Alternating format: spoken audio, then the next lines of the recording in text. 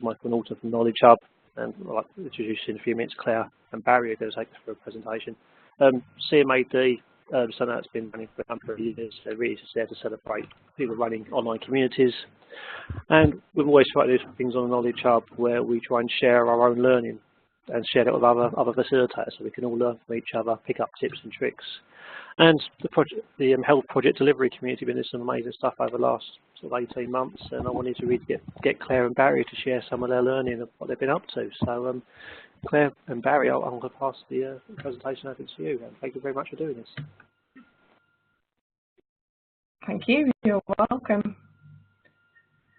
I'm Claire Dellar. I am from NHS Digital, and I'm here as the Specific Interest Group Chair for the subject of benefits realisation.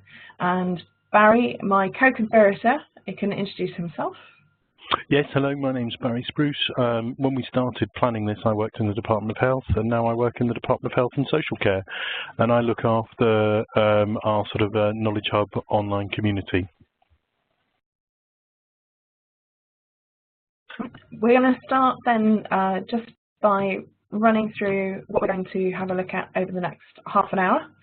Hope everybody's settled down with their sandwiches and their cup of coffee. We're going to give you a little bit of background about what the health PDC is, and you can ask questions at any time throughout the presentation by putting questions in the chat box, but we'll start with some background. Then we'll talk very briefly about what the aims of the PDC, the project delivery program, was about.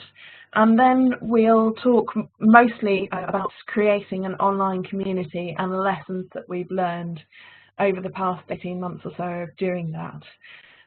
Some of the good and a lot of the bad.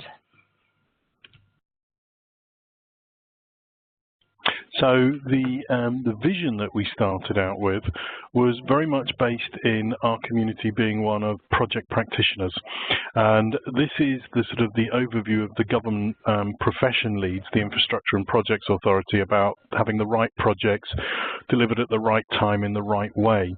And it was very much something that we wanted to embrace as a collaborative exercise between the Department of Health as was and the various arm's length bodies.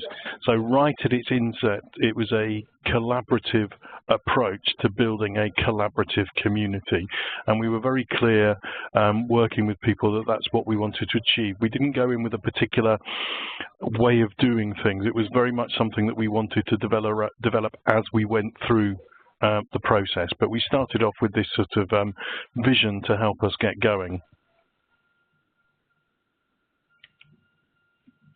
What we then ended up doing is focusing on some key elements for us. So before we even got around to thinking about the community, we looked at the aims. We wanted something that would help us with capacity and capability.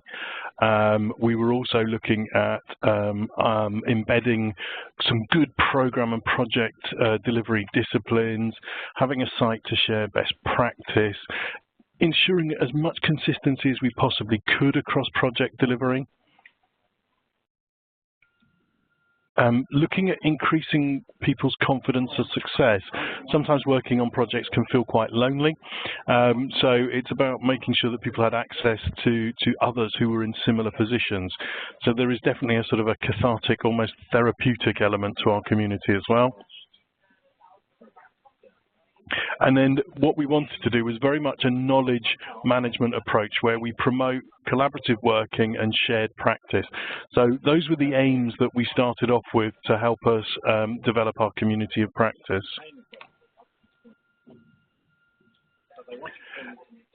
We were given 4 areas of focus by our sort of respective bosses. And the first was that we really started on was capability. We were looking at how we can share good training, how we can share good practice, how we can share resources.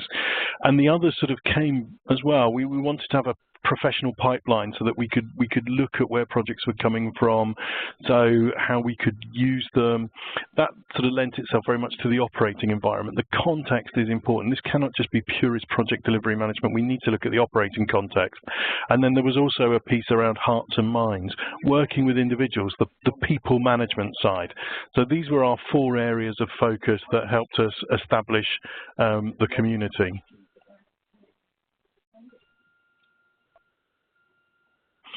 These are the groups that we started off with.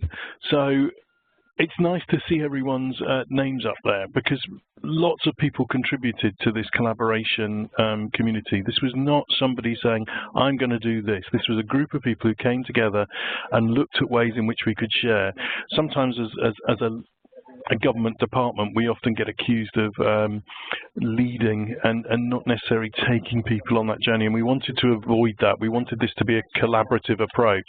So other than the fact I noticed I've got to change our logo, it's a good indication of these are all different organisations. These are all organisations that have got their own aims, their own objectives, but we're linked by the fact that we're all doing projects in the health space. So we wanted that. So these individuals from each department came together to help us develop this community.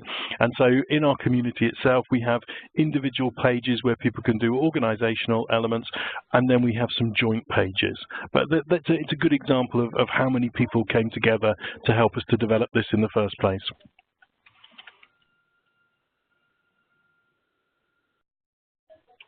And this is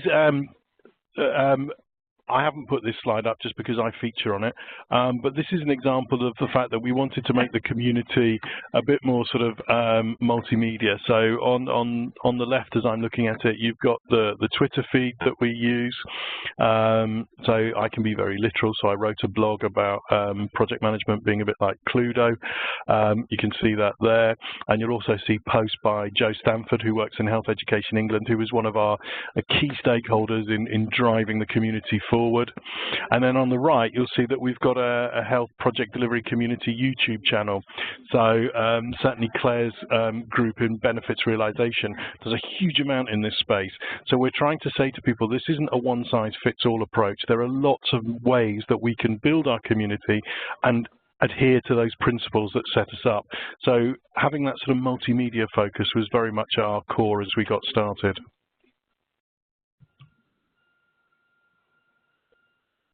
And these are the specific interest groups. So when you join as a member of our community, you get landed in the capability development group. That's the group for everybody.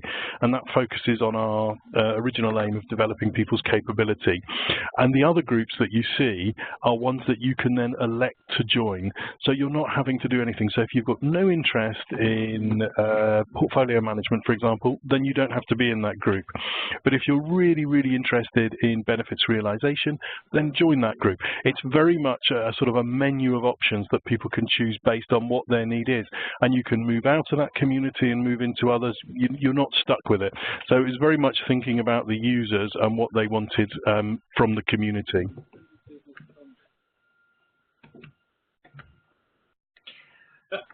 Setting up all of that, quite a bit of thinking about. So not just myself and Barry and Joe, but also, as Barry was saying, lots of people from all parts of different organisations.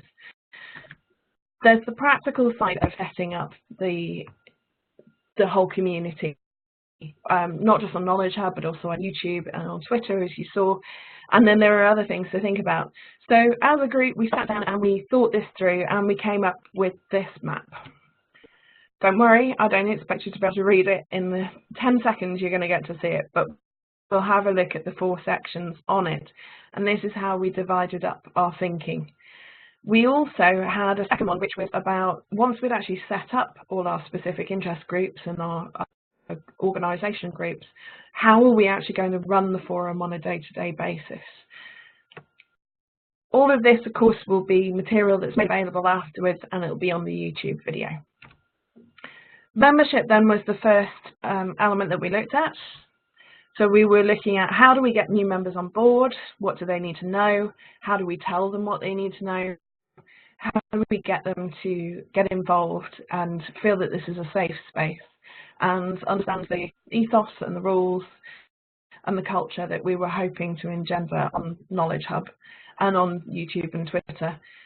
Of course, all of this is very much driven by the users and involves a lot of user engagement, but we also, because this isn't a social media site for people to join as individuals, but they were joining in a professional capacity, we did need to set some boundaries and some appropriate usage and behaviour type policies so that people understood, for instance, what they could and couldn't share, how they should and shouldn't engage with each other, just because they were there representing their organisations in a safe space. Because the Health PDC is not an open group, you have to have an email address from one of the organisations on the front page, but once you're in it, you are able to then share freely but appropriately. The second side of it then was governance. How are we going to govern our SIGs, our specific interest groups? Where are we going to have elections? Now, in many cases, there weren't enough volunteers necessary to have them. Are we going to use objectives and terms of references? How would we approve them if we were going to do that? Do we need to have regular AGMs? As it happens, things have turned out quite a lot more organic than that, and we've used events, one-off events such as the away day that we had. We all got together in a conference venue, and that was great, and we got to set some terms of reference and so on in those groups. But actually running it on a regular basis hasn't proved to be nearly as much of an issue as we thought it was going to be. Our volunteers have all been great, professional, and they've all stepped up to the mark and made sure that they are covering what needs to get covered. The third was communication. How are we going to communicate this launch? How are we going to get people involved in the specific interest groups? What were the different organisations going to be saying? A lot of what we were doing, we didn't want to reinvent the wheel, and we wanted the messages to be consistent. So where possible, we put together one email or one briefing or one video, and it went up in all of the organisations, maybe with some minor tweaks. That cut down on a lot of the work. It was really important for us to have a dedicated communications person, and it was quite hard work getting this off the ground. Don't underestimate how much work it is to pull these things together. The communication plans for the individual specific interest groups, what we wanted was not just how do we get things launched, but how are we going to run the first 6 months. And a lot of us did things like we did webinar sessions where we'd have an advertised calendar of events. We had to understand what the structure of the site was going to be as well, and what content we were going to look for. And then the content itself, here's a more recent screenshot of Knowledge Hub. You can see I'd obviously been quite active on that day, but there's plenty of other people as well. We used group polls to get an understanding of what people were after. In this particular one, this is on the benefits specific interest group, my particular group. What I wanted to know was what was the average level of knowledge of the people who were joining my group, because there's a small number of highly specialised benefits people out there, and then there's a large number of people who have benefits as part of their role, but don't necessarily have the background or the training that those of us who spent our whole career in it have. So we could work out what level to pitch things at. Did we want to run events that were introductory, or did we want to run expert forums? We have obviously got a mixture of the two, but we've concentrated more on the introduction and intermediate level skill sets, because the vast majority of people came out as being in the I have a bit of knowledge, or I've been doing a bit of benefits, but it's not my main job description. So lessons learned. I'm going to hand over to Barry for the organisation section, because he did a lot more of the work engaging the organisations to get them to endorse working on Knowledge Hub. Thanks, Claire. It's probably not on the slide, but I'm not going to say never again. But there were times when we had to really make sure that we were keeping that collaborative approach as we went through, and it really helped that we had a clear brief of what we wanted to do. It didn't always feel clear, but it was very much about developing that collaborative platform, and that got us through some of the tricky discussions around ownership, around accountability and all these things. But actually having that clear and what was a relatively simple brief of creating a space in which people could collaborate, they could connect, that was another side that we really wanted, and that they could start to work together. It needed to be useful to the people using the community. So that clear brief really helped us when we started. We also, as with everything, had to have some idea about budget, which is always one of those difficult things in a collaborative project, because that's the point everyone goes very quiet and we all nod and agree, and then we go, well, who's going to pay for this? But actually, once we got through that, it was quite clear that the benefits were there for everybody. So we made sure that we were able to develop the community, and we got senior buy-in at a very early stage. We also wanted to have an integration plan, so it was very much about, this isn't just a good idea, but how are we going to get there? So not surprising for a group of project people that we were very good on having plans. We were very good at having an approach where we could see the progress that we'd made. We didn't want it to become too programmatized in a use of that horrible word, but it was very much about making sure that we could deliver this. We didn't want this just to be a good idea that never came to fruition.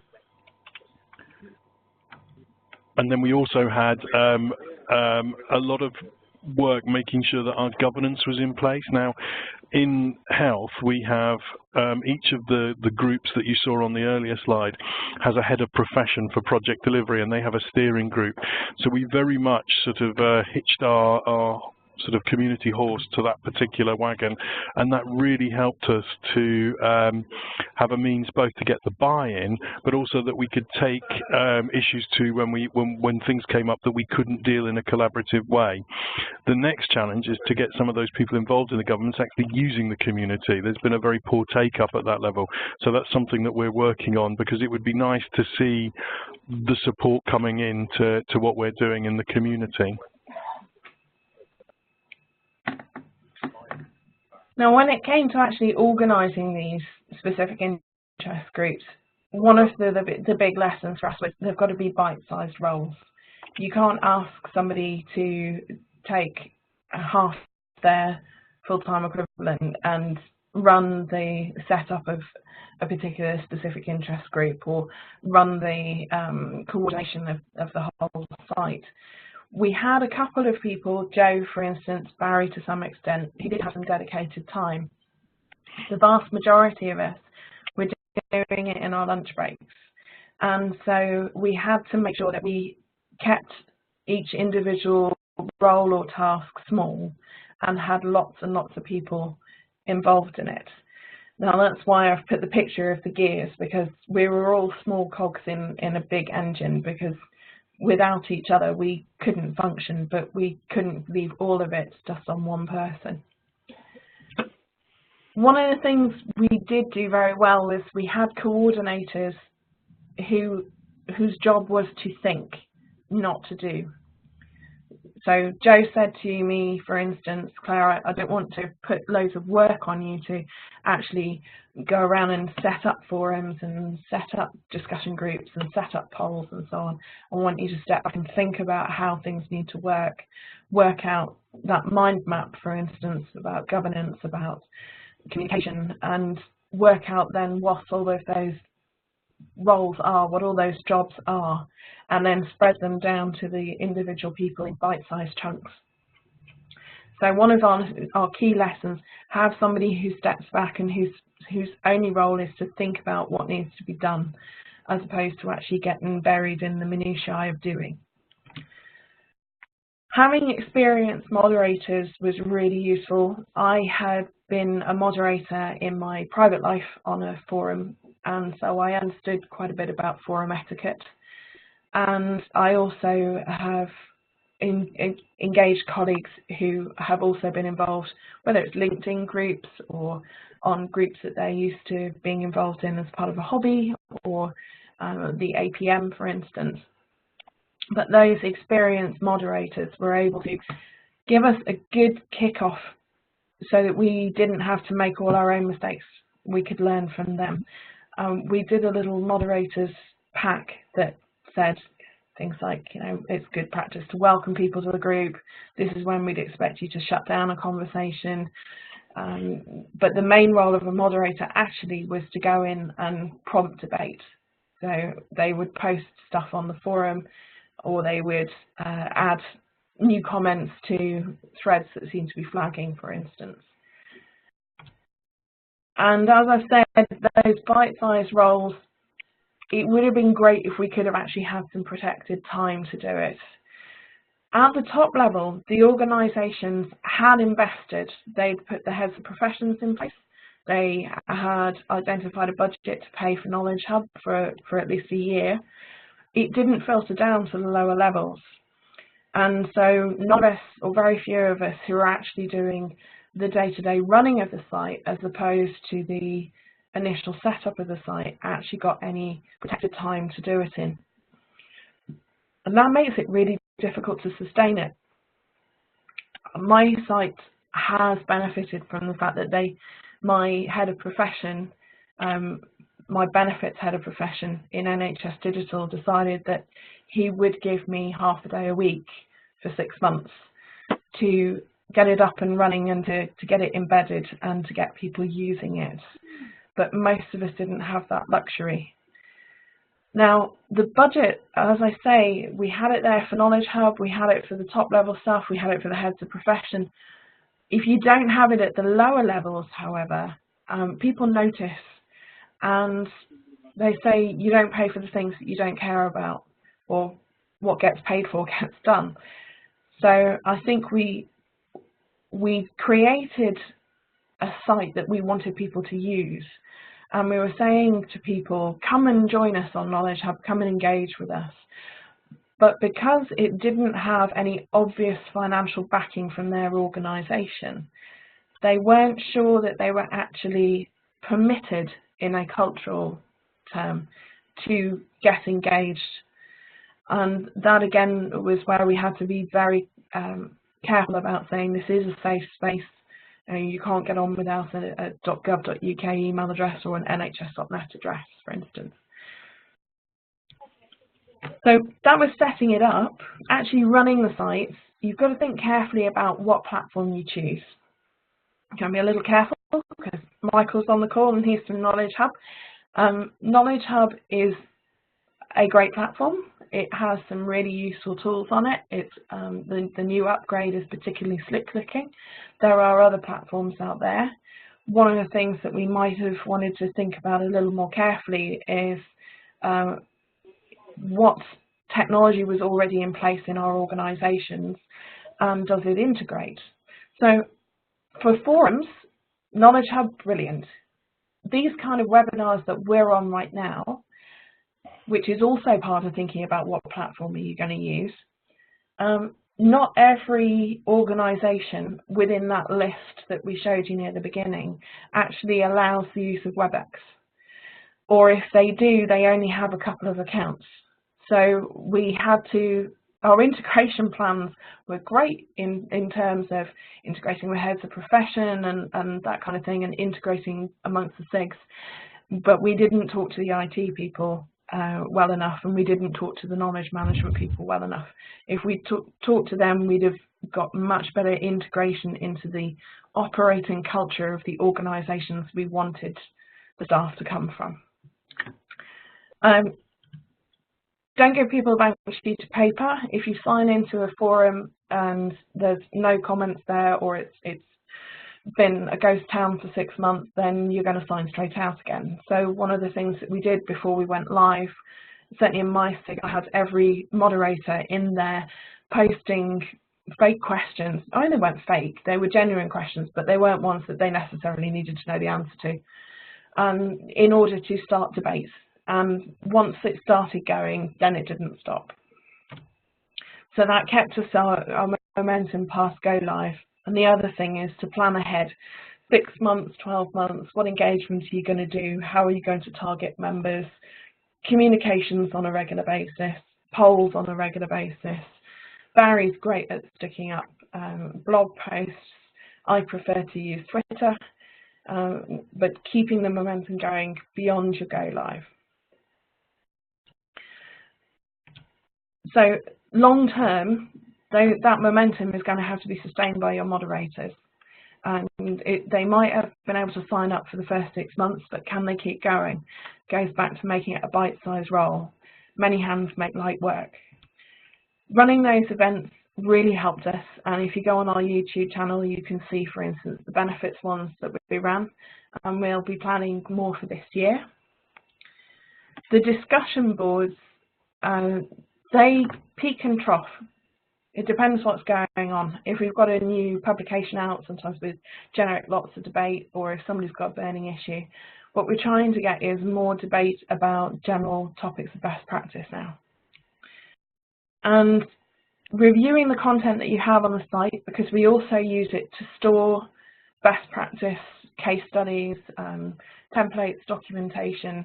That means that those who are from organisations that are less mature in benefits or knowledge management or whatever it is can learn from those that are more advanced.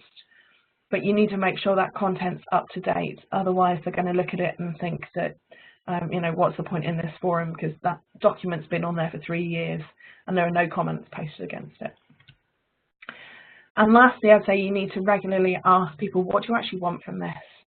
This is supposed to be a user-driven forum, and so asking them using polls or Twitter or sending out emails, however it is that you find you can back at a response, and then find out what they want you to do and then plan to do it.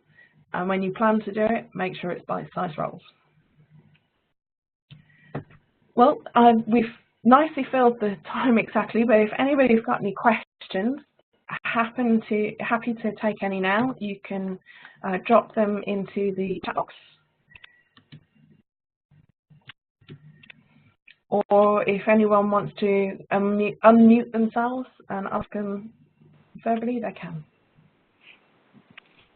Yeah, I was just going to sort of comment on two of the things that you mentioned, if that's all right. Please do. Well, one was around the spending part, budget, and that seems like a common thing that a lot of organisations do, where they spend money on the products, they don't spend money on the people to run the product. And yep. This seems to be sort of a common thing that, especially on different community platforms, that's a really common thing that happens. That someone goes, let's go and spend some money on this, but don't actually give staff the time or resources to do that, and they wonder why it fails. So in some ways, by your bite-sized approach and by doing the groundwork, you've actually managed to get that, turn it around in a really good way. So that's we've managed to do a lot with very little money on that level. Yeah. Yeah, I think Barry and I would probably say that every business case we've read, we've looked at and gone, they're spending too much on product and not enough on people. But it was definitely something that it was being spent well at the top level as well, at the obvious level, and it wasn't being spent at the grassroots. And the other bit you talked about was about that integration of the different technologies, and I know that there isn't one product that does everything for you. And your blend of using YouTube, Twitter, WebEx, community approach, there's no one system that does everything. Which something I'll get asked about is like, why can't Knowledge Hub do this? But because people who do better than we do, like WebEx, or I'll pay better to use. So it's about picking, as I say, it's about finding out what's actually available and picking and choosing the right software to do what you need it to do. Not trying to go the other way around by going, just get the software in and we try and work out how to make it work for us after. So again, you've done the same sort of approach where you've taken know what you need to use on that route to make sure it works best for you. So again, that's been just interesting that you've done that nice blended approach as well. But as you mentioned, you could have maybe done a bit more around that when you first started.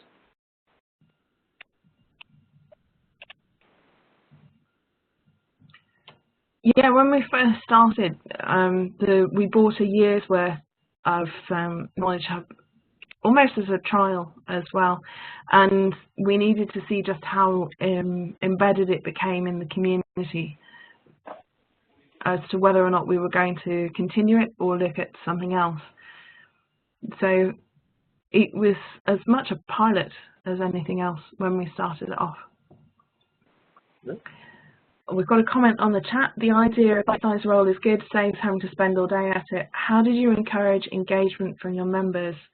Momentum can stop, members stop engaging as much, and no one seems to want to go first. I must admit, on that, I was going to say, Claire, on that, one of the things that I've done is that whenever I'm delivering a session around project delivery, there is always a mention to Knowledge Hub. There is always something that points people in the direction. So I can definitely see a correlation between doing training and people joining the Knowledge Hub. And then, as you said quite rightly during the presentation, it's about making sure that there's stuff there for them to get the benefit of. So what we're finding is getting people on there is great. It's now getting them to actively participate in the community. So people are quite happy to look at things. People are quite happy to take things. The next step is to get people more confident in leaving things behind. But yeah, using every opportunity that you have to publicize the group and the benefits of the group is really important. So we've used it in our newsletters, we've put it on our Twitter, we've put it on all sorts of channels that we can find, our own intranet, so that we can get people aware that it's there, because once they're there, they can see the benefits themselves to their piece of work. So it's that constant repetition of availability, I think. Absolutely. It's on my email signature. It's on the last slide of all of the training sessions I do on benefits, which is at least 2 a month. It's also about well, I've tied in our benefits specific interest group to the benefits community of interest within an NHS Digital. So anything we do on there, any new case study we publish, any new document template that gets published gets mirrored on there. And that keeps us with a fresh set of ideas and a fresh set of materials. Anything that we're doing that involves people from outside of NHS Digital, we immediately take the conversation onto Knowledge Hub, because it has the advantage of not being behind an organisation firewall. And having the backing of my head of profession has been incredibly important. He took the brave decision to say to me I could post any document on Knowledge Hub as long as it wasn't marked as sensitive, or so basically the not protectively marked. If it was draft, I had to make it clear that it was draft, and perhaps we're putting it up there for consultation. But any approved document produced by our community of practice could go on Knowledge Hub. And that was, I think, really brave of him, because he gave me free rein to basically rootle through our servers and find templates and policy documents and examples of strategies and case studies and all kinds of things. I hope that answers that question. Have we got any more for any more?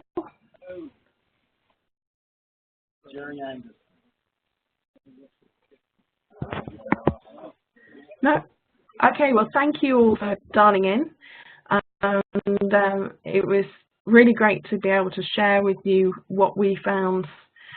If you want to know any more, you can join us on email or phone, or obviously you can get in touch through the Knowledge Hub as well, and we'll be happy to answer any further questions. Anything you want to say, Barry, before we sign off? No, I'd like to reiterate that if anyone wants to get in touch with you, Claire, that you'll answer all their questions. Perfect. Cheers. I knew that was coming. Can NHS Scotland join? I don't know. Can NHS Scotland join? I don't object to them joining, but no, I don't see any reason why not. This is all about connectivity and making those contacts. One of the groups that we did look at when we were looking at community building was some of the work that the devolved administration in Scotland has done around community. So yeah, I have no problem with that at all. As I say, get in touch, send me an email, and I'm sure we can sort something out. Sounds good. Let's end on a positive note. And I'm also more than happy to come to Edinburgh to see them. Of course. And you know, if you want any benefits, training, just drop me a line. Fantastic. Thanks, everybody. Cheers. Thanks a lot.